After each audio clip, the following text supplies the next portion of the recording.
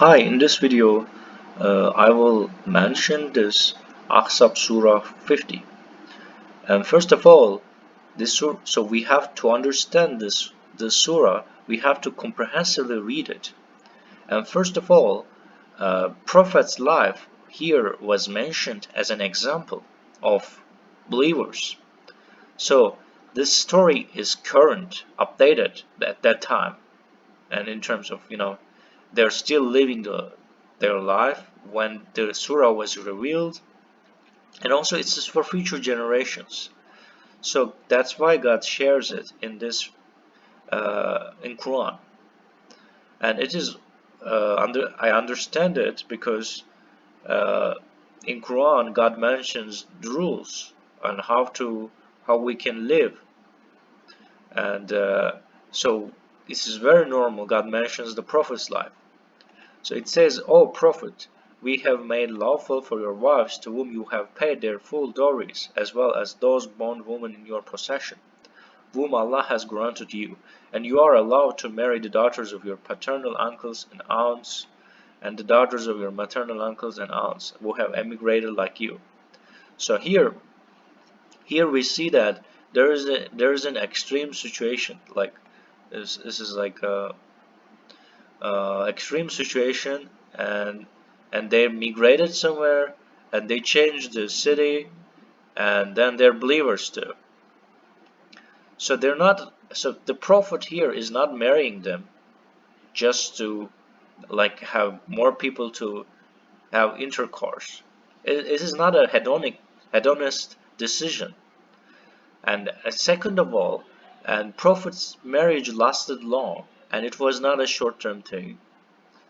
And and then it was successful than most of the marriage. So now like 40% of people like divorce or something. So compared to this, and prophet's marriage seems successful.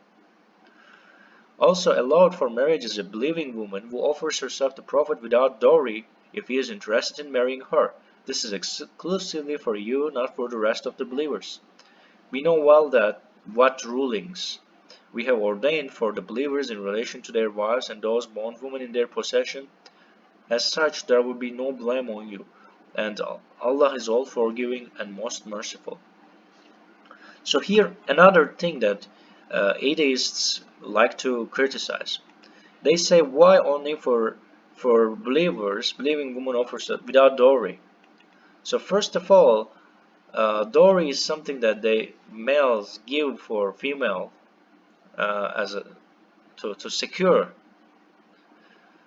But here, so this verse can be interpreted according to the situation, and there is no law at that time. There's no marriage law or something like that. So we should understand it with the current law. So someone can criticize it, but it is so not very smart to criticize it. First of all, okay, maybe some girls want to marry with a poor person, poor guy, and then they can say that, okay, I want $1 dowry, so symbolic money, so that they can also make the same thing. This is not only for profit, you know, and it is. But here the important thing is, so if there's no sentence telling that this is exclusively for profit, then males will not interested in giving any dowry, giving any money. So if they don't see this exclusively for profit, and I believe that the meaning is that profit will not really cheat them for sure, and will keep them and in marriage, and will be faithful. So and there's no so that and they prophet has right to do that, and he's a reliable person,